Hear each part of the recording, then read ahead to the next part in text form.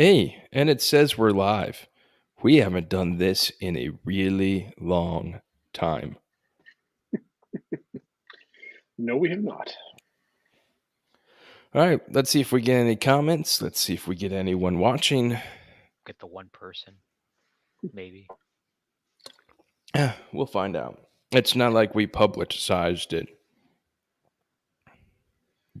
I will find it. I just got an email that said I'm live. Nice. All right, here we go. 78. We don't have show notes. I hope you guys have your topics. I have the feedback email, and I'll think of a topic somewhere between now and then. Oh, crap. I got to hit the record button. That'd be horrible. Haven't we done that already? Hey, at least I remembered to record before I said this. Flying Life Podcast, episode 78, recorded on August 29th, 2022.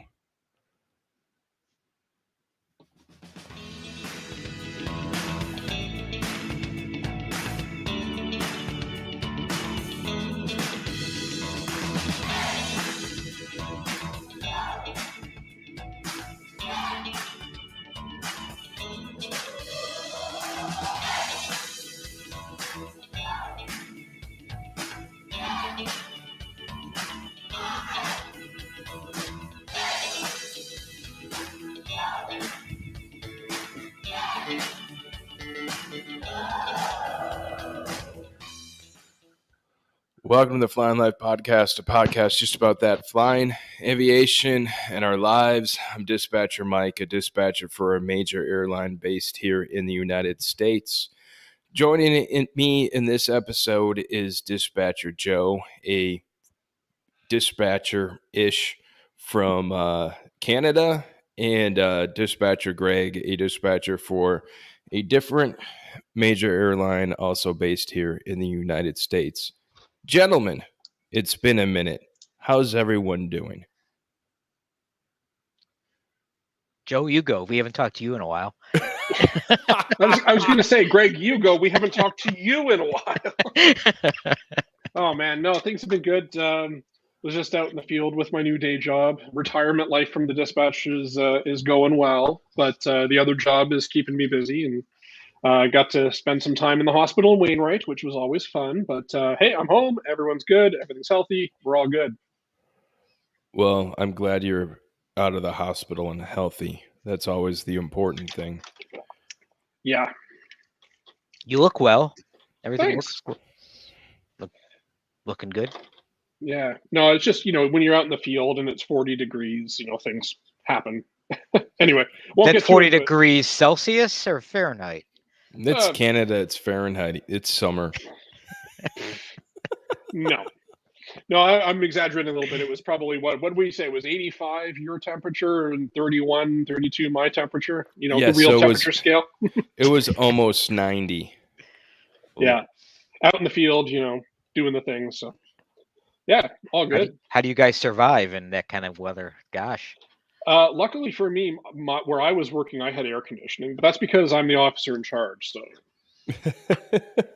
it's more like I didn't spend a lot of time in there because, always going out, make sure the troops are all good. But it was all good. I mean, we're running a medical facility. So I had a headquarters had air conditioning, and our clinic had air conditioning as well because we got these CCAN clinics. And it was all good.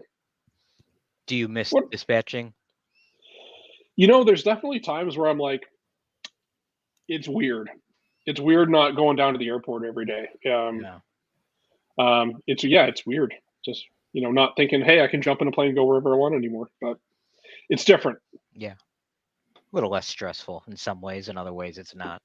Yeah. Yeah. It's like a complete, I was so this way and now I'm like that way. Yeah. How about you? I think last I saw you just came off the cruise. Oh yeah, it's been that long, huh? Yeah. How's Oshkosh? Well, Oshkosh was Oshkosh. It was wonderful. I still miss it every day. It's been over a month, right? Mm-hmm. 11 months to next year. No, I've been I've been working. I think in August I had a total of 2 calendar days off at work. Um, so yeah, it's been a busy month. I'm on a well, let me step back a bit. Couple days of junior man. I had probably 3 or 4 junior man assignments over the course of the month. Just general high vacation liability at work. Um, Crazy operation and manpower shortages within our office has led to insane amount of junior manning. So it's been a challenge. Um, Pay is nice, but let me tell you, you get just tired after working day after day. So that along with just my normal trades and everything, it's crazy. But right now, as I was telling you guys earlier, I was supposed to be out in Vegas this week with a friend of mine, and he canceled at the last minute. So I was supposed to be on a stretch vacation, which I still actually am on vacation, um, staycation, I should say. I was attempting to move this week to sometime in September or October, when I could use it again. And the company said, nope, you got to keep it. So I'm on a forced staycation at home and sitting on the couch this morning. Tried to watch the Artemis launch. Didn't happen, of course. So it was a bummer. But laying on my couch doing nothing. I go back to work on Thursday. There you go. There we go. So could you use that time for ADF in October? Yeah, absolutely. Well, I'm already off for that, but I could have extended my time. So, yeah. So that's what's been up with me. So, Mike, how about you? So I'm in the middle of I'm the last third. I just pulled up my calendar and counted of a 17 out of 20 day stretch. 100% pure self-inflicted. Just helping out the mother Acme. They need people to work shifts, and well, I just got to humble myself and offer myself up for overtime. So Making the big bucks between the regular job and the overtime job. I'm working quite a bit.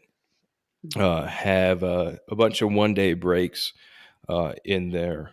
Like I was off Friday and I was off on Sunday, but I was at work at 4:30 this morning to work the operation. So it's been good. Other than that, been doing a little bit of twittering and got into a little bit of a Twitter truth bomb last week, which then got me invited to be a part of the Flight Radar 24 AvTalk podcast. And I was supposed to record that today, but my friendly friends, as I told them, I won the random drug test lottery today, so I had to. I was going to put a cramp in my style after work, so I was unable to do that. But hopefully, we'll get that recorded with them a little bit, sharing about the profession and operations management and stuff like that. So it'll be pretty good, and I'm really looking forward to doing that. Otherwise, yeah, it's been the most of it. See, our last episode we did was Oshkosh, so I haven't done anything really fun and exciting yet after Oshkosh. So Can I all in ask all, how is the staffing in your office lately? Is busy, just in general? it's generally good. Us back office folks can pick up overtime shifts and work, 17 out of 20. So, and that's through all the overtime fairness rules. So, from that aspect, you could say that staffing's a little bit light. I don't think we're having a junior man a lot in the office. Part of that might be a little bit because the company and the union got together for a midnight shift extra override payout for people to, pick up shifts on the midnight shift. So they're throwing in a little extra money if you pick up a midnight overtime, which I forgot about. And I'm like, hey, midnight overtime. And my coworker's like, yeah, you get the extra money. And I'm like, oh, I forgot about that. But all in all, I don't think it's too bad. I mean, there are people that are getting junior manned, but I don't think it is as bad as it was. So, Good. we all of our shifts are being covered. Let's say that. Yeah, we're not as fortunate on that end. We're still junior assigning, and not all the desks are big filled, just because we just, even with junior assigning, still don't have enough to staff 100%. You going to run a course soon? Bring in some more folks? Well, we do have a new hire class starting in September. And then I think we're having a couple classes in 2023, 2 or 3, from what I understand. And from what I'm hearing, over the next 5 years, we may be hiring up to 100 more dispatchers. So that's promising. That's 100 more junior people than you. That's right. Yeah. So if anyone's thinking of getting their license, yeah. Because if they're looking for international candidates to sponsor, I might be around. I believe Acme has a dispatch position opening out still on the interwebs to apply. It's been out there for maybe about 5 or 6 days. So if you want to come work with me in Acme, I'd get your resume submitted pretty soon. This will be I believe it's another class of 15. I think this would be number 4 of 15 that we've hired since we've been out of the COVIDs. So still some room for growth in the seniority chart, which is great. Absolutely. Get it in. Yeah. All right. Might have to go down there and get my U.S. license sometime. Come on down. Come on. We'll take you. I'll put in a good word for you. Yeah, it's just this guy from Canada, he speaks in Celsius. You're right. He's the only one that can read the METAR and know what temperature it is.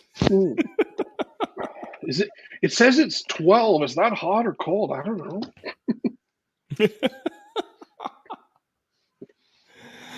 Alrighty. On this episode, we have no plans. We do.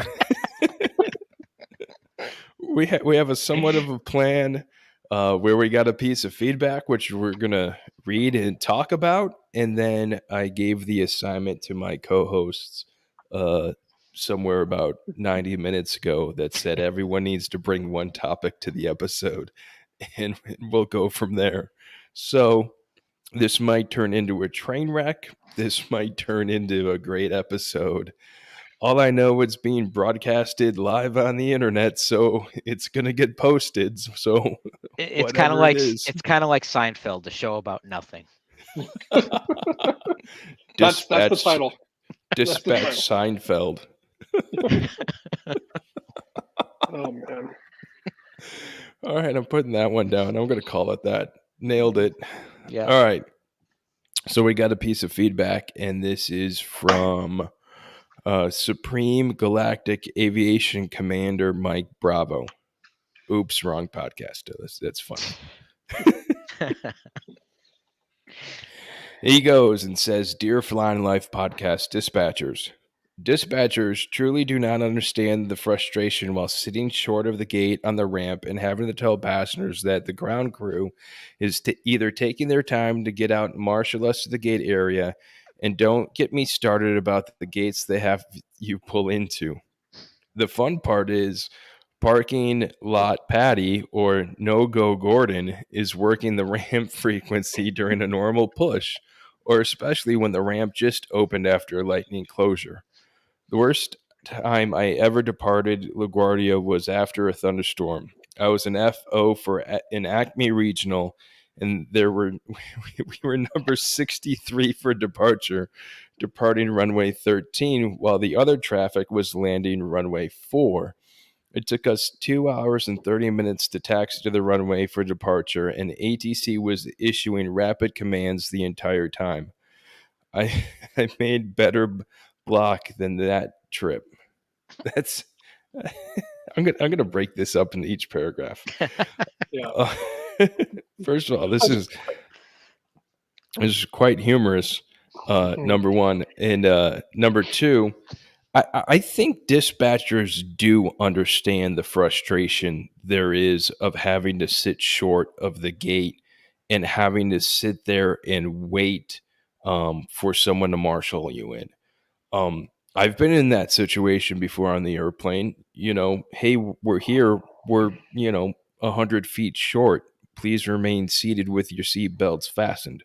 Heard it. Got the ticket. But I get it. I totally understand the frustration behind it.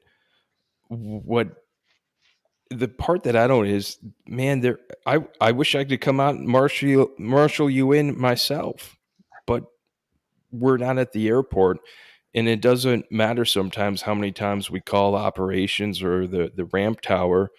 If the guys with the wands aren't there, or right now, if they're short staffed, or if there's another airplane blocking your gate and there's no other gates available, man, there isn't a whole lot that we can do. Do you guys have any thoughts or tips on dealing with that? Yeah, I've got one thing that's a little bit tongue in cheek, and then another thing that's a real story. And the first one is dispatchers don't understand that frustration, but pilots don't understand the frustration of dispatchers when they've got 30 planes calling them up all saying the same thing about this. Yeah. The second thing is I've actually had that. I was spamming into London, Ontario from Calgary, and I had to go to the bathroom so bad, and we were just sitting there, and I was like, it's right there. Come on, let me out of the cockpit, please. I'm dying. Because of course, the engines are running, so you can't leave. You can't pop out and go to the bathroom. So it's just like, oh my god, it fucking sucks. Yeah. No, Joe brings up hit the nail on the head. In terms of number of flights, you may have 30 other flights that you're concerned about, and it's not uncommon. They could be in the same station in the exact same boat, and you're calling the station frantically trying to help them out. And there's only, like Mike said, there's only so much you can actually do remotely at a keyboard and a computer. We're trying to help you, trying to make the phone calls. It's just sorry. It's frustrating for everybody when you just want to get that flight off your screen and you can't, because they're just sitting there adding up block time, and that could be duty time that you may need out of another flight just while they're sitting there waiting to get into a gate. Yeah, I think there's this perception that OCC, or whatever you call it, controls all. I was on a FAM out in Maui, and we were on a 767 that for one reason or another, it was cold out of Canada, and so the APU valves froze, so there's no bleed air. And the ground crews we were late, obviously, so the ground crews were sitting there saying, well, this plane's already late. We don't want to delay the other plane, because then we have 2 delayed flights. So even though OCC said to prioritize the wide body, we're going to turn the 3-7 around and let these guys take another 4-hour delay. And I'm sitting there in the cockpit with the pilots, and they're saying they're one thing, and then they're not doing it. So what the hell, right? But there's only so much you can do in a room that's thousands of miles away from wherever the problem is. Yeah, absolutely. Definitely understanding the situation is there. And I think the biggest frustration that I've had in the last, couple of days of working the ops management side of the house is not so much we're waiting for the gate, but it's hey, our airplane's not at the gate yet. Where is it? Really dealing with drag ups and trying to get answers, and honestly, really just trying to get good information from the station of when is it going to be there. Mainly because, hey, we want to come in and we want to board and get the people out there. But man, if it's going to be 45 minutes, just tell me, hey, That aircraft's number 3 in line for the moves. It's going to be 45 minutes. Yeah. Just give me an honest guess opposed. We're working on it. It's going to be next. Okay, just give me some time so I can post a correct delay. So we only lie to our passengers once. Give me a or good accurate time. It's sitting on a gate on the other side of the airport, and we're not going to move it. Even though the FID says this flight's leaving from here, it's actually leaving from there, but we're just not going to tell anybody. Yeah. I think that's right now is my biggest frustration. Or, we have a gate constrained airport, and the first officer or a pilot is commuting in late on one flight to make up the flight to get it off, and you're like, hey, make sure flight 123 doesn't hold out, because that's where the pilot is for flight 245. Yeah. Don't put flight wait for that flight to go to the same gate as 245, because that ain't gonna work. Mm-hmm. It becomes a puzzle piece for people in ops trying to move the gates around to get everybody where they're supposed to be. And yeah, it you feel for the crews, you feel for the passengers, but they're doing the best they can do. And sometimes I've had to put crews in place and being like, I understand you're irritated, but it's not intentful. We're doing what we can. And one of our big hubs out on the East Coast, this becomes a daily challenge. At a certain arrival bank, it happens on a good day. It doesn't even have to be an IROP. It happens daily. And I found what he wrote in here, Mike Bravo, about how he was number 63 for departure on runway 13, and it took him 2.5 hours. Man, that was a good day for you. What are you complaining about? Could have been on that other airport in New Jersey. Well, the average is about 245, so you're under par, buddy. Should be putting in for extra OT then. Oh, that's funny. All right. He continues his feedback. De-icing. One big issue with YYZ, or Z for those Canadians, is that it was told to us in new hire training while flying the CRJ that you have to be careful about the centralized de-ice facility, because they can clean airplanes off faster than they can depart sometimes. Then again, having to clear customs either way was not worth the extra pay. To me, the best part of departing in the morning was Tim Hortons breakfast sandwich. And then he says, I'm not a coffee guy.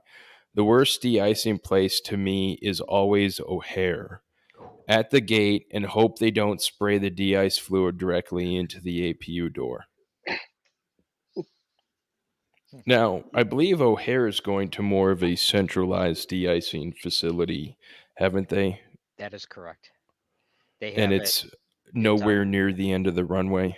No, it's on the north. It's in a different county. It is a different county. I mean, it technically is a different county from where the gates are. You have to go. You have to leave Cook County to go to DuPage County to get de-iced. You have to May as well just drive. May as well just drive over there. And Cook County is going to charge you a tax to come back to take off. It is on the if I remember correctly, it's on the north end of the complex. But last winter, I have to give props to O'Hare. It actually seemed like it was pretty efficient. They just taxied in, they got their spray, and they were out. We didn't have any huge winter events that I recall. Just the run-of-the-mill type, snow systems. So but I don't recall it being too terrible last year. But it is better than how it's been in years past, where they used to do it at the gate. And some gates, depending on the manpower, they do spray at the gate, but not very common. Yeah, most of the major airports in Canada have gone to a CDF. I think Calgary was the last holdout, and we were the last ones to do spray on the gate, and they put in this new CDF, and they didn't design it very well. So there's like this little dog leg as you're taxiing in around this corner where there's a blast fence, and if you're in a wide body and you don't make that turn, you're going to rip your wing off. So yeah, it wasn't designed all that well. But yeah, I mean, last winter it seemed like it flowed very well, but that's with last year's traffic, so your mileage may vary. Now, yeah, Toronto, because they're at these, it's at like this one end of the airport, right? It's down by the sixes and the 33s. So if you got to go up to the other side, then you got a long taxi. And if you're crossing the runway, then yeah, you can absolutely have it where they spray you faster than you can take off. 100%. That happens all the time out there, depending on the runway config and the weather. Yeah, and the worst part will be if then it snows so hard you got to come back and de-ice again. Like there was an unfortunate Sunwing flight a number of years ago that they were out taxiing, de-icing, and taxiing and de-icing and refueling and de-icing for 12 hours before they just canceled the flight. Because by the time you got to the bottom of the runway, your holdover time was gone, so you got to go back and spray again, and then they're out of fuel, and there's no gates at the airport because the whole thing's gridlocked. And yeah, it was one of the drivers of the Air Passenger Bill of Rights that we ended up having here. Ugh, that sounds horrible.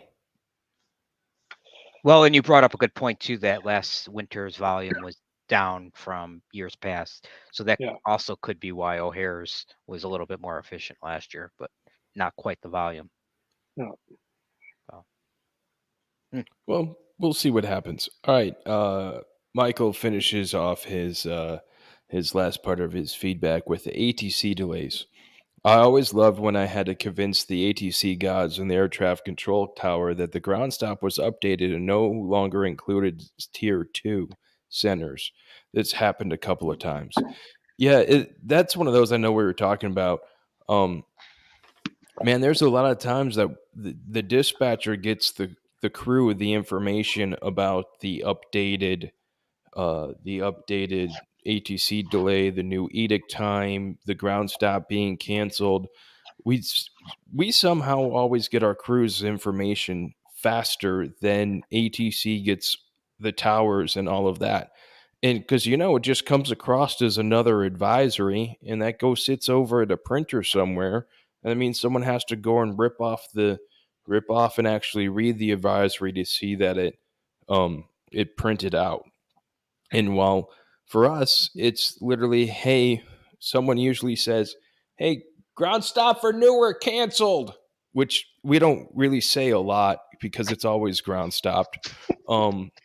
But, that information is quicker, and then you can quickly, send an ACARS message, at least in our system, to multiple flights at once and say, hey, Newark stop canceled. You guys are good to go.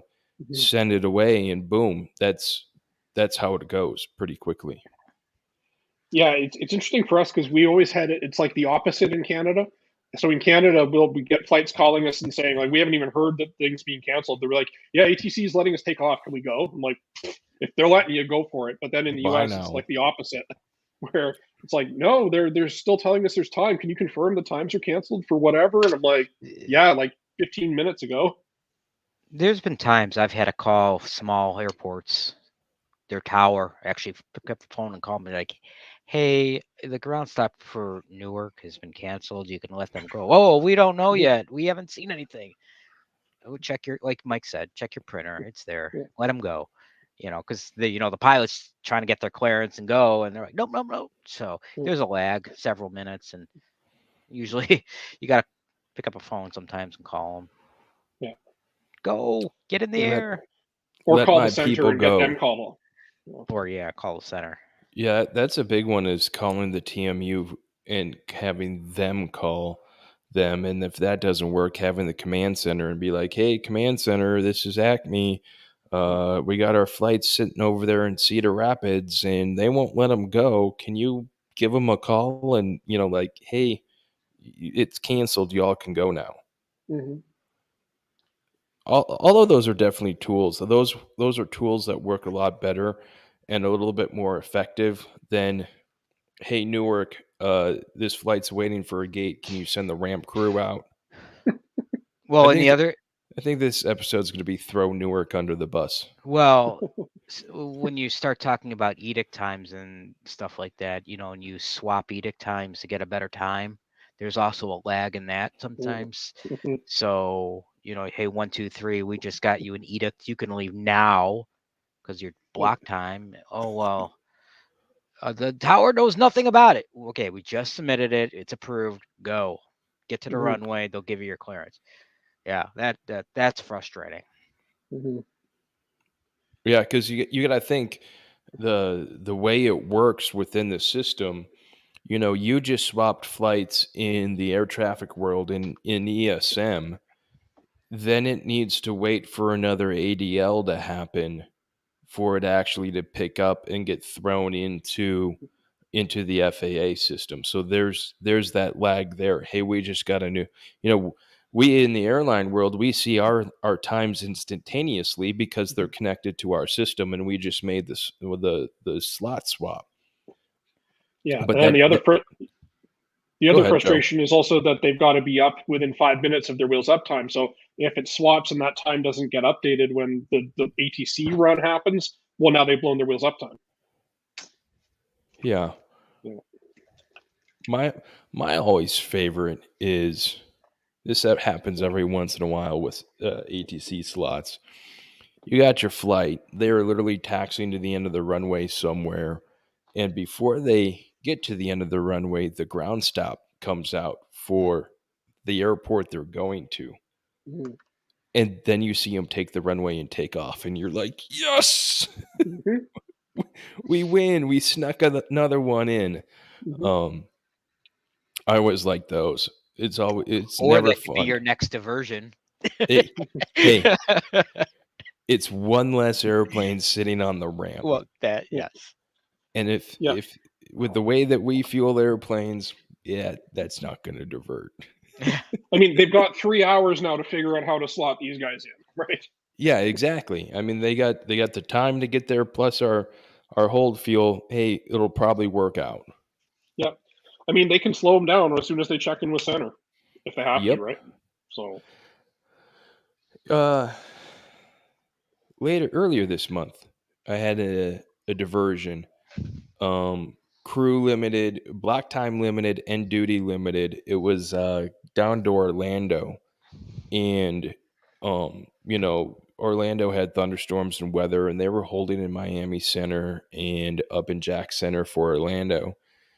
And it's one of those that, hey, there obviously is an internal stop because there's they're holding, and we actually got our ATC guys to call down to Miami and call down to them and said, hey, this flight's duty critical. It was a diversion, duty critical, block critical. The crew was playing ball and ready to stick with it as long as they could. And they actually, got them released, and they said, hey, Miami Center will take him whenever he's at the end of the runway to get him going. And I was like, what? yeah. A lot of the time you call them, suddenly you can make a deal, right? Yeah. And especially when you tell them, hey, this will cancel if we don't get out of there. We're not playing around. FAA News and the guys at the command center that are doing the morning videos on the FAA News Twitter feed, they always say, hey, the FAA never cancels your flight. No, you're right. The FAA doesn't cancel the flight. You just put a bunch of slot and time and delay into the system, and the flight has to cancel. Yeah, the TCA guys are really good for that too. Like even when it's like there's a 5-hour ground stop in LaGuardia, well, this flight's about to cancel if we can't make a deal, and suddenly they find a slot. Yep. Oh yeah. Or have you guys ever been in the office when the command center calls you and says, hey, Acme 512 coming up from Fort Lauderdale? Yeah, what about it? Would you guys be okay if we canceled their slot and they can go on time? Yeah. Okay. We'd be okay with that. We got like 40 other flights you can do the same thing to. Can I give you some flight numbers? Yeah. I'll get you some flight numbers or some other ones that we'll have done. But the most frustrating thing is when you do all that work and the pilots are there, and then suddenly there's some guy who's off in the terminal and he doesn't come, and they got to pull his bag. Thanks, man. Went out for a smoke or something. Yeah. Action. It's when they say, "Should we let the folks off the plane?" It's like, are we at tarmac delay time yet? Nope. Nope. Not unless we're confident this is not going to happen. Yeah, we're. Don't get me started on that one. All right, so that's the end of Michael's. I just have feedback. to say one thing here. I just read the June DOT report that was issued for June stats, and there were it was 67 tarmac delays for the month of June between all the carriers. 67 DOT3 busts. Yes. Ouch. Yeah, and so that was one night in Newark. Surprisingly, it was not all the East Coast. A couple West Coasts on there, but yeah, I mean, it was a couple doozies in there, 4 or 5 hour delays. Yeah, maybe I'll put that in the show notes. I'll send you the link to it. It's pretty interesting. Oh, geez, he said show notes. I got to start taking notes. I'm going to hold you to it. I get those every month. I just like to scroll through those, see all the complaints and all the tarmac delays. I'm just looking to see if any of those flights were mine. None. Okay, I'm good. I wasn't working that day. Thank God. That's funny. Yeah. All right. Well, we definitely appreciate the feedback, Michael, and all of that. Please do keep it coming. We absolutely appreciate it. And anyone else wants to send feedback, we're more than open to having it. That'd be great. Yes. That it. All right. So, as I'm typing some show notes here, I have a perfect segue to that in some perfect. respects. So I'll put the link here in the chat. It's kind of a, hang on, I'll summarize it, but I just want to put the link in there. So the DOT back in July, under the direction of Pete Buttigieg, has put out a notice of proposed rulemaking. Yeah, it's not pretty. So the article I posted in the chat, DOT issues proposed rule on airline ticket refunds.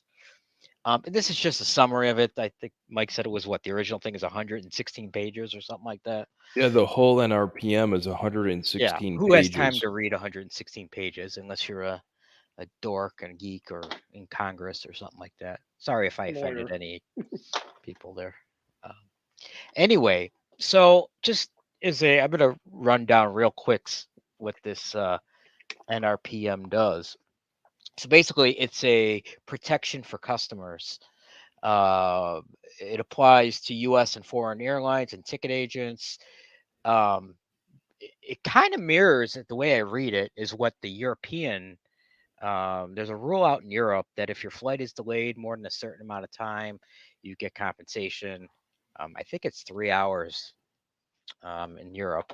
So anyway, so one of the biggest things on this is refunds for canceled or significantly changed flights.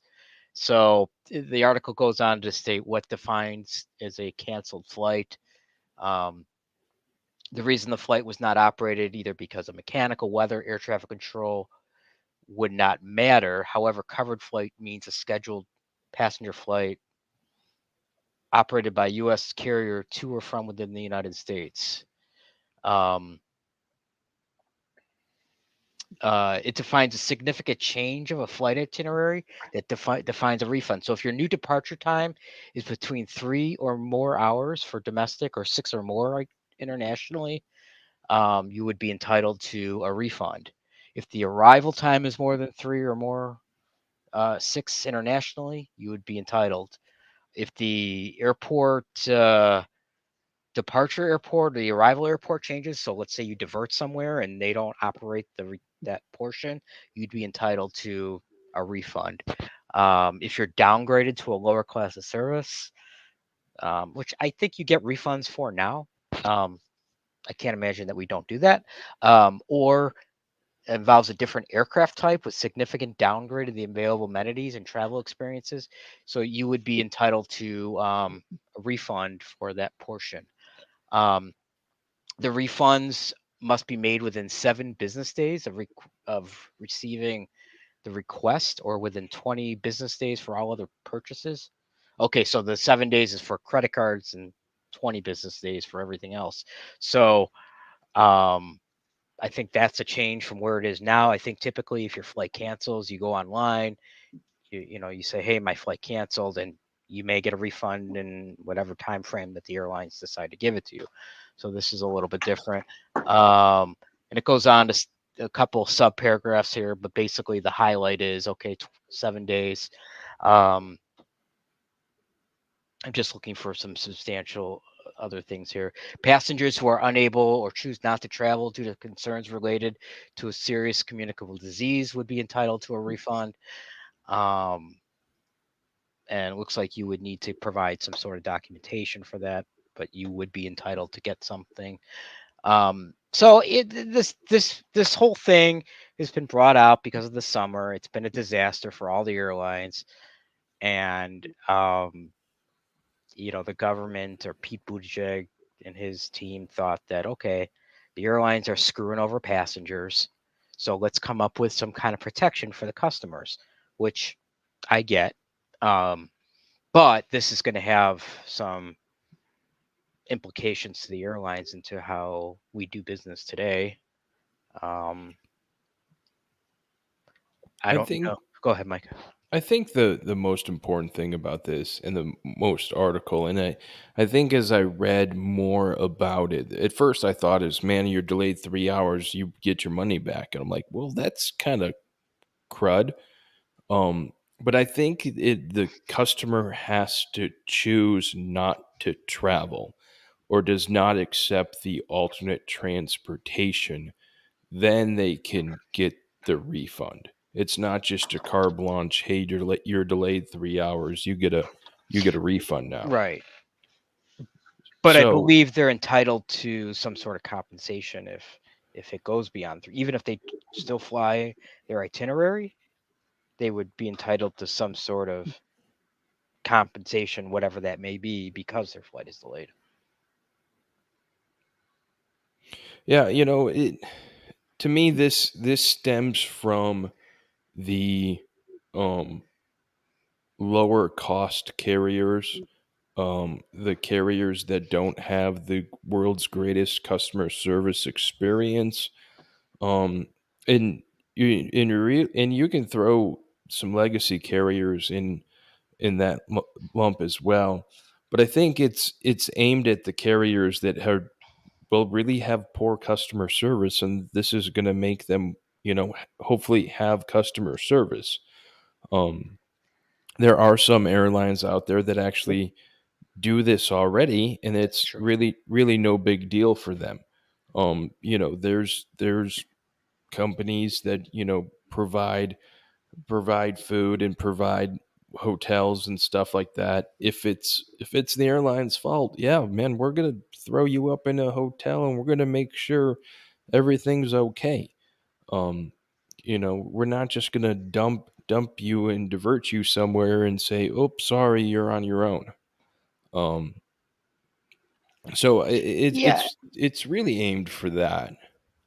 And I think that is true. It is aimed for companies that do throw their customers under the bus and just say, or under the airplane, I guess in this case, and don't give them any protection. It sets more structure, though, in terms of refunds. I think that's a big thing that I see today. You go on the social media and you see customers complaining, they applied for a refund and they're waiting. It's been weeks, months, and they still haven't gotten it. Well, now I think this will actually say, hey, you have to provide a refund within 7 days. And you will have to provide X, Y, and Z for this type of delay or cancellation. Yeah, so here's about the upgrades. Here, the department is proposing that when a passenger is downgraded to a lower class of service, either on the originally booked flight or on an alternative flight offered by the carrier, and the passenger declines the downgrade, a refund of the entire unused ticket price must be offered. The proposal is not limited to situations where the entire flight or class of service the passenger was initially booked on was oversold. A downgrade of a passenger could occur for a reason such as weight and balance or change of aircraft. It is the department's view that a downgrade in the class of service significantly changes the passenger's ticket value and travel experience and is a reasonable ground for a refund. So, if you book a, suite or a, first class ticket and oops, the seat's broke, we can't sit you there. Here is our best coach seat, our mid-grade service. We can put you in there and get you on the flight. Now you can be refunded for that because we downgraded you. That's going to have a pretty significant impact for aircraft changes and things like that when we um especially in our like at Acme in our lay flat markets, where we say, hey, you get an Acme lay flat seat between city pair A and city pair B, and we market and sell that as a lay flat seat. Well, if we put another airplane that doesn't have lay flat seats on there, boom, we just refunded first class.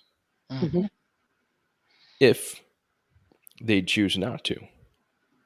So I believe we at Acme we do that anyway because we as a company go ahead and refund and give a not refund but we give significant compensation to those passengers anyway. Yeah, it would normally be whatever the value of the ticket they paid versus whatever the value of the difference. You would get that back either in a refund or credit or whatnot. And I believe where I worked, it's the same. But yeah, that would be a significant change. And then you got to consider, okay, if you're running the operation and you say, okay, well, if I ESUB this aircraft from lie flat to non-lie flat, obviously you still want the aircraft to run. You got to balance that out, like the cost. Yeah, you do. I mean, and It's going to put more decision making in the operation. It's going to make the duty director make some more duty decisions. You're going to have to work harder. We're going to have to work a little bit harder at some cases for those poor duty directors. So this is just right now a proposal, and it's open for comment for 90 days from when this was posted. But there's a couple things in here that are going to really make some of the executives at the airlines scratch their heads. And okay, how are we going to run business based on some of these new rules? Are you going to have to hire more staff? Are you going to have to hire more people in your refund department? Right? Maybe you have to insource some of that work back because some airlines outsource their refund department, or customer service. Well, now you might have to insource that back or hire more people. So that's going to be interesting. Yeah. So good. I like it. Good topic. Yeah, we'll put it in the show notes, Mike, right? Oh, it's already in the show notes there, don't you know?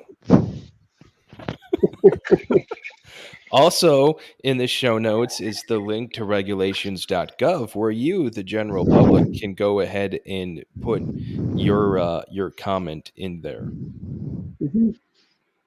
Are the comments public, by the way? I have not gone on. Boy, man, you can go ahead and read all 534 comments by Joe Schmo. Oh, I would actually like to. It might be good sleeping material. Well, the good news is in the show notes.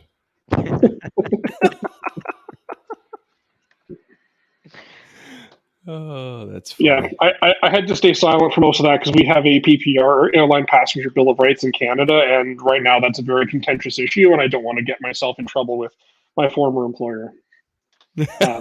By speaking out of turn because there's legal battles going on, and even though I don't work there, but I don't want to. Yeah, I know there's court challenges happening, so I don't want to speak out of turn just in case I say something. So are you saying, Joe, that it did not go over quite well with our friends in the North? I will say that the version of the APPR we got is very. It doesn't have a lot of teeth and it's very subjective. So there was a lot of things like if your plane breaks, well, then that's deemed to be outside of the airline's control, so therefore no compensation. So there have been accusations of some airlines maybe playing fast and loose with the actual reasons for delays to avoid paying compensation. It's maintenance. And that's on the front page of the newspapers. So there's court cases going on to determine what the actual arcs are of what is required to be paid and what is not. And the other issue that we have here is that the people who make the decisions about whether or not the airlines played fair, they are all a bunch of individuals. There's no like court, and these adjudicators sometimes make conflicting judgments. So that's why the airlines are really trying to take it to court to get this is the actual precedent for this scenario and that scenario.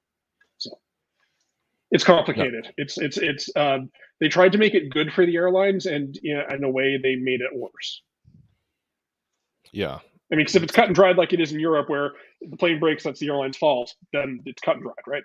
But here, right, because there's wiggle room, makes things complicated. And like I said, I don't think anyone's going out to deliberately try to defraud anyone or not follow the rules, but I think there's just different interpretations of what the rules actually say versus what the airlines think it says, what the CTA thinks it says, and what the CTA's adjudicators individually think it says. So, yeah. Good luck. That sounds fun. Boy, I can't wait for this notice of proposed rulemaking to maybe possibly take effect. If you guys is like Europe, you'll probably be a better case than us. Because, like I said, Europe is very cut and dried. This is the rules. Here's what they mean, and everyone agrees. Ours is too subjective.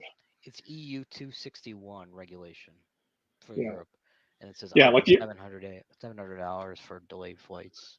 Yeah, like for us, it's the nobody's happy with it. I guess that's why the government's happy, because nobody else is happy. The airlines aren't happy because they think it's too far. The customers are not happy because they think it's not far enough. Blah blah blah. We're not happy until you're not happy. Yes, the beatings will continue till the morale improves. Yeah. Absolutely. Yeah. All right, Joe, what do you have for a topic? I wanted to talk to you guys about dispatch training. So both studying for your license and then also in the classroom. Because like we said earlier, there's a bunch of classes potentially going on at each of your companies. So what is like the one or two things you wish you'd known before you got your FAA license and for me, my transport exams, and then before you actually started with your airline? Like what are some tips and tricks that you wish you'd known before you did all that? For the newbies. I'm thinking. I'm going to say this. Dispatching and aviation regulations is always subjective. There is a lot of gray area, and you get paid to make decisions based on your knowledge of the federal aviation regulations and the rules and what's best and what's safe. And what you might feel is safe might not exactly be what the next dispatcher feels is safe.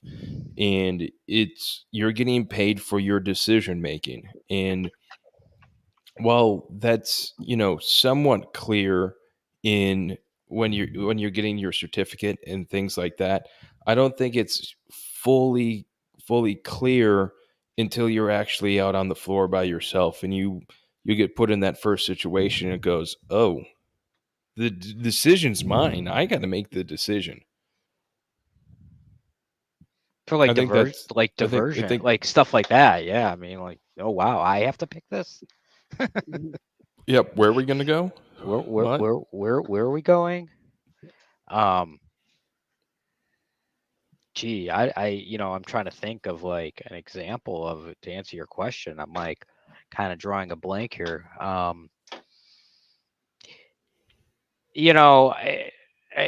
can allude to what Mike said, just learning the FARs and and really just it's when you think about all the stuff that a dispatcher does and going into a job,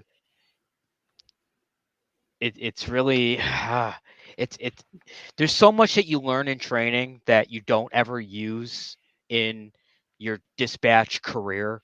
Like, you take the ADX exam, which is your precursor to getting your license, and it could stress you out because, oh my God, I need to know how to do weight and balance, and I got to do all this math. Oh my God, I might have an aircraft loaded wrong and all that kind of. And then when you come into the job as a dispatcher, you realize, oh, you have another department that does that weight and balance type of stuff. And I guess it depends on where you're working. I shouldn't make that assumption, but most of the major airlines, weight and balance is done by somebody else. So I guess what I'm trying to say is, don't, when you're going through training and you look at some of the stuff that the ADX has and and even through get dispatch training itself, a lot of that stuff you're not going to use on an everyday basis as a dispatcher. A lot of that stuff is either automated through the flight planning system, or it's stuff that you will just learn as you do the job. And I think a lot of people get burnt out through the training because they think that you have to learn everything and that's all going to be applicable to what you're going to do on a daily basis, I think. Yeah, like in Canada, we basically, the dispatchers write the ATPL written exams. That's just basic. It's just what they are. So my tip would be that learn it enough to pass the exam, and then don't worry about it, because the airline, the way it works in Canada is, and it's probably the same for you guys, but for us, all the airlines' ops manuals are written in accordance with the Canadian aviation regulations or whatever exemptions and carve outs and letters of understanding they have. So you're not going and referencing the cars every day or ever, or hardly ever. Only usually on comp checks or exams, like your recurrent training. Almost everything you need is in your company ops manual. So learn the cars enough to know kind of what they say and to pass the exam, but then forget it all, is what I would say. Don't stress it. Yeah. Yeah, because you know what? They brought up a good point, because you learn all that stuff. You get hired by an airline, and guess what? They tell you on day one, disregard everything you learned in dispatch school, because we're going to train you from the ground up, and you're going to learn and I remember we had a 700-page dispatch manual, and we opened it up on day one and said, okay, page 1, page 2, and we read over every single page in that book. Yeah. And you learn it just by going through that, Yeah. Yeah, the biggest tip I would say is know where to find information. So like when I came back from the COVID layoff, I had an extremely short training period and an extremely short check because I remembered how to find the information I needed to pass the contract and to do my job. Right. So it's less about knowing the information; it's more about knowing how to find it. That's absolutely true. I remember when I first upgraded to an international dispatch. International class day one, literally, I think it was just after lunch too. The instructor, his methodology was absolutely perfect. We were all dispatchers for the airline. The airline systems and manuals were the same for each fleet type, and so he threw down on our desks a 50-page test. No, it's a 50-question test on the 747-200. In the 747, it was a 747 systems test, right? Jeez. And we knew nothing about the airplane. We had no training on the airplane. It was just boom, here's this 50-question test about the aircraft. You have an hour, go. And everyone was like, his whole point of the whole test was, you guys know the manuals already. These are all simple things to look up in the manuals that are right there. Go. What type of engine does the 747-200 have? And it was literally a multiple choice. And you had to go into the AOM, you had to go to engines, and you had to say the The 747 has a CFM blah, blah, blah, blah, blah engine. Okay, well, B, done, next. And at the end, he goes, hey, guys, the whole point of this was to know it's the same manual system you know already. The point is that you know where the information is. And I think that it really is a big part of being a dispatcher is not knowing everything and, be able to recite everything. It's like you said, where do I find the information? Where can I find this quickly so I can reference this?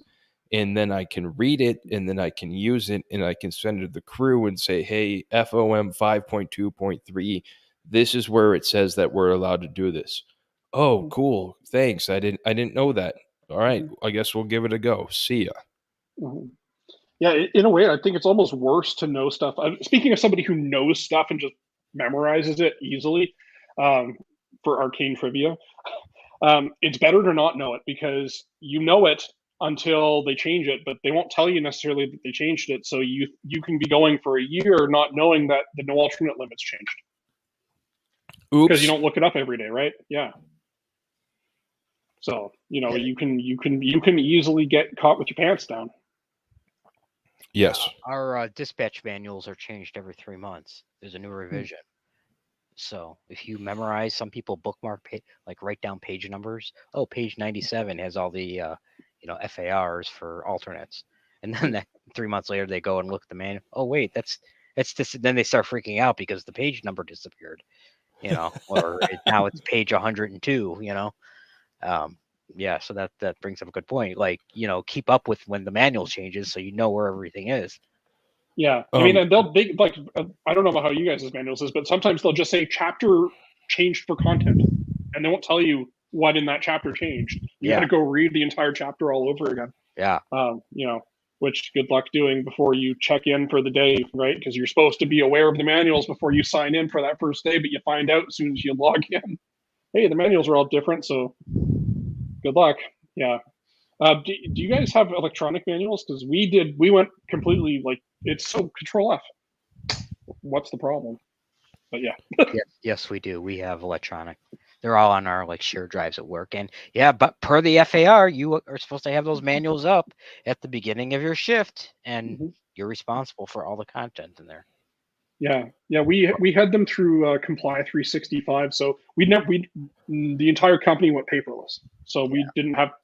I think we had one backup copy on the chief desk, just in case we lost our servers and we're still able to do our job enough that we needed to reference something in the QRH or the FOM.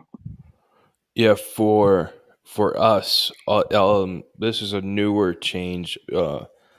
All the dispatchers have iPads, and all of the manuals live within an application on the iPad. Same thing with the pilots. It's the same iPad that the pilots have. So we have the exact same stuff that they have on our flight. On our iPad, they're identical, and we're doing that because for JEP charts and things like that. The biggest thing that I have, I need to find a better workaround with the application is dispatchers have all the manuals. Pilots have their fleet types manuals. It's a little bit easier to find. But when you have 7, 8 fleet types in your entire fleet and you're qualified to work all of those airplanes, you have to sort through each airplane to find what you need to go through and find. Some dispatchers have put out some ways to make bookmarks and folders and things like that. I just haven't taken the time to go through it. But Control F is right, because now you can Control F and find not just in that manual, but you can Control F and find in all of the manuals as well. Yep. Which can be a blessing and a curse. Yes. It's oh, I'm in the 7.3 manual. Oh no, I'm in the MAX manual. Shit. Yeah. Yeah, when we have our yearly comp checks, That's one of the things they drill on us is, we'll go through a scenario and they'll ask you all these different questions about different systems and then the different types of airplanes. Okay, what manual is, your worldwide manual, like what is company policy in Europe on fuel, or where is so you have to look up 4 or 5 different manuals and find where all the different systems are, and it gets complicated. Yeah. I like that you guys have those iPads, because one of the things that we ran into was the pilots had the JEP weather app and we had the stuff that we had, and they didn't always agree. So the pilot's like, well, I'm looking at this and it shows that. And I'm like, well, first I've heard of that. I have no idea what you're looking at. Don't have access to it. Yeah, well, it didn't always used to be that way because we were in that situation for a while where the pilots had the different weather app and they'd said, "Why did you blast us through this weather?" And we're like, "What are you talking about?" Well, here on the iPad, dude, I can't see that. Mm-hmm. And it became a point of contention for a while, and now they put iPad. They started with iPads just on each desk, and each desk had an iPad. And just very recently, within the last couple of months, that iPad contract was going away, and they just decided to issue each dispatcher here's an iPad Pro. Here you go. Yeah. I mean, if you're buying them for like 3,000 pilots, what's an extra 60 or 80 for the dispatch? Or when you're Peanuts, buying right? them for 13,000 pilots, what's an extra 400? Yeah. It's I want an iPad. We don't get them at work. Not yet. You're going to get an Android. You're going to Surface tablet. You're going to get the first iPad. You're going to get the iPad that the pilots gave back because the batteries don't work. See this beauty? This is what I bring to work. This is my personal iPad.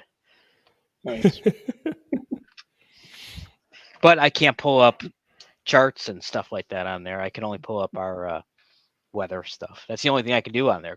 Everything else is behind. And you got to get Navigraph. Speaking of Navigraph, if you guys play Flight Sim, you'll know who Navigraph is. They provide the charts and data for Flight Sim, and it always made me chuckle every time I would get a call from Toronto Center saying, there's this waypoint in Minneapolis and we don't have it in our AIRAC data for our computer, so you can't file over it. Be like, man, I'll buy you an $11 subscription to Navigraph, and you can have every single runway and every single fix worldwide and all the airways for $11. Here you go. Like, it just tickles me that that's the air traffic control can't even figure out their navigation data, but Flight Sim's got it so easy. Dude, that's so true, and it's because they care about the 424 data in their little world and a certain radius away from the border, and that's it. Where an airline has to worry about the 424 data for everywhere, and 424 data that's the designation for the nav data database. Basically, an airline has to acquire its navigation database data from, I think there's only 3 providers worldwide. There's JEP, Lido, and somebody else. But Acme, we use JEP, and we get our JEP 424 data. In fact, just today, we started processing the next nav, the AIRAC cycle, which is coming out, I think, in about 10 days or so. And they are starting to update the navigation database with the next AIRAC cycle. It happens every 28 days. Is that a manual thing that you guys have to do? Or is it it goes to your flight planning system, right? Yeah, it's both. There's automatic updates, but then nav data has to go in and process and change any of the stored hand-built canned routes that are in the nav database. So say, for example, they got rid of the Memphis VOR and they changed it with a nav aid called Memphis. So they got rid of, or MEM is going away as a VOR. They're decommissioning the Memphis VOR, and it's being replaced with a RNAV waypoint called Memphis, MEMFS. So right now you can flight plan over Memphis, the VOR, or Memphis, the RNAV waypoint, and they're co-located. Yeah. How nice. Call it like Bucky or something like that. Yeah. Well, and the ridiculous thing too is like those databases can fit into the FMS of a shitty 737, which has like 20 megabytes of storage. So you're telling me that air traffic control with their computer can't store the entire world? Really? Yeah, exactly. And we'll see that too, Greg. Do you see it on the European flights where sometimes the ERAM and the FAA will kick out a flight strip because of the we always had two things that ERAM would kick it out. ERAM is the ATC computer; it's what replaced Host. If there's too many fixes or waypoints in the route string, ERAM will kick it out. Or if there are too many, or if it's got an airway or something where it doesn't believe there's a connection over in Europe, it'll kick it out. Yep, I've seen that. Or even Nice. worse, if there's an airway in North America and Europe that are the same name. Yep. I've had that get rejected. Yeah. So ARAC cycles and things like that are fun. It's great. All right, where are we at? Right, That was my topic. There you go. You're welcome. No, it's good. It's good. Do you know what that means? All right, it's time to wrap up the show.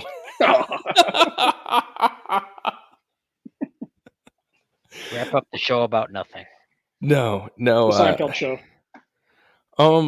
I think I'm going to talk a little bit about, for me, it's what's kind of really gone on lately, the last couple of weeks, is the collaborative nature of this industry that we're in. One would say that we're in a very ancestral industry, mainly fact because we all get together and share each other our secret sauces and talk about the industry as a whole with each other, and we're all competitors. For example, last week I was in Dallas over at Love Field, spending a little time at the Love airline, and I was there at an industry meeting with the FAA, a flight planning service provider, and 9 other airlines, and another flight service provider. And we sat in a room for 8 hours talking about different topics, and our friends over at the Southwest hosted us and provided us lunch, and then gave us a tour of their NOC, and we sat there and we talked about everything. And well, we at Acme want to do it this way, and we over at Delta want to do it this way, and we over at Bravo want to do it this way. But generally speaking, there was great consensus of how the airlines felt that A, we needed a flight plan, or B, how we agree that we should be flight planning and what should be done as an industry as a whole to move forward, to be more efficient, to move better. And it's to me, you don't see Home Depot and Lowe's getting together to talk about the retail industry. You don't see Walmart and Target, getting together and sharing secrets with each other. You don't see Pepsi and Coke coming together to have a secret formula convention to talk about how they're going to make their product better. But you have airlines that come together, made some really great connections with all of the flight planning people at all the other major airlines, good professional connections that I will probably use someday to say, hey, we got this going on. We're dealing with this. How do you guys do it? How are you all handling this? And that's something that we have in this industry that I don't know of any other industries that do the same thing. Theater industry does it. Okay. in pretty like the tech theater industry, like lighting design, stagecraft, that sort of stuff. But so I in my previous life, I was a theater tech guy, and then I came to the airlines, and I went to a theater tech conference, and then I went to an ADF conference, and I found them remarkably similar. Okay. Yeah. But yeah, but you talk about conventions like ADF. Later this month I'll be, or next month in September I'll be in Vegas for CEF. That's NATCA's Communicating for Safety. That's all of the controllers coming together talking about, and they invite the industry as well to come and prepare. Invite as in, aka my airline is a sponsor and we have free tickets. So that's how we're going. But it's things like that it to me it's rare. At least I still think we're weird. Yeah. Greg, Yeah, do you have any thoughts?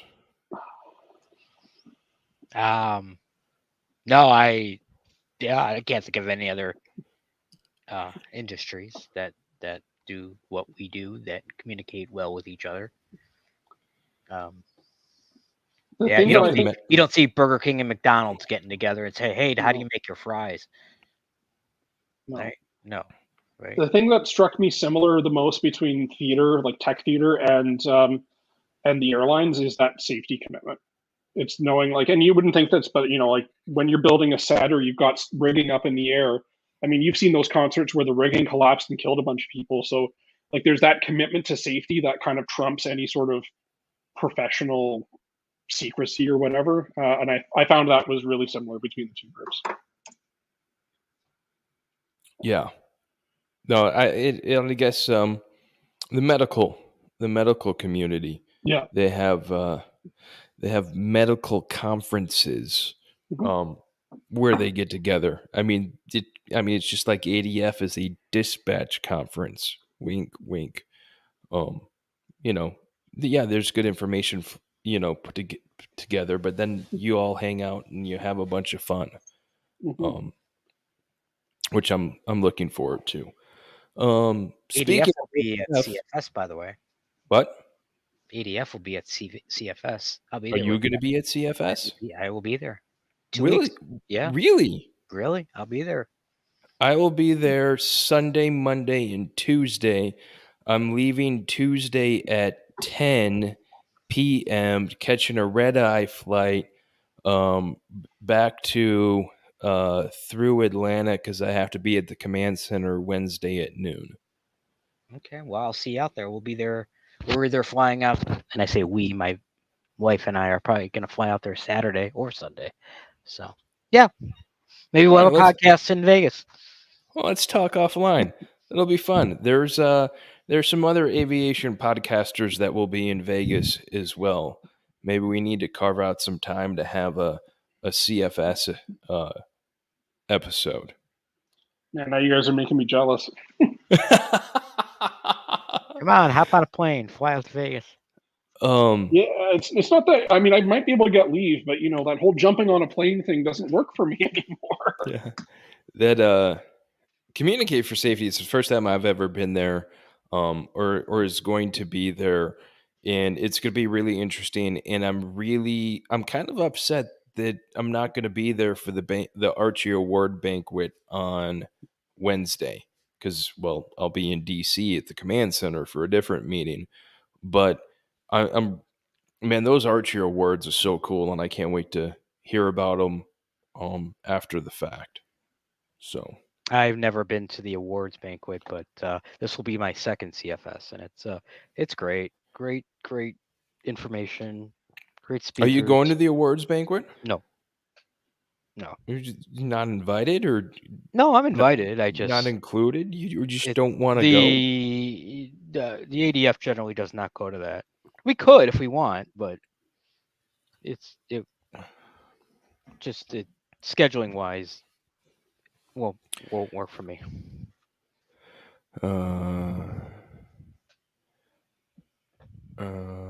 Okay. So, alrighty. So that's going to wrap up the show. you can find us at flyingandlife.com. The show notes for this episode will be flyingandlife.com/2022/78. Email contact at flyingandlife.com, Twitter at flyingandlife, facebook.com/flyingandlife, and Instagram. Yeah, I think that pretty much covers it. Anything else? Anyone else have? No, thanks for listening, everyone. Send the feedback. We appreciate it. Mm-hmm. It's For always sure. good discussion points. So Yeah, we do. We appreciate it, and I'll hopefully get this episode out and edited before 0Z on the 31st, and we'll get it out fresh for you. And then I don't know, Greg. Maybe we'll have to do an episode in Vegas. I'm down with that. All right, we'll talk. All right, so that's gonna wrap it up. I'm gonna play just to hit this button over here somewhere. That's a open. I should probably organize that a little bit better so it's easier to find. All right, see you later, everybody.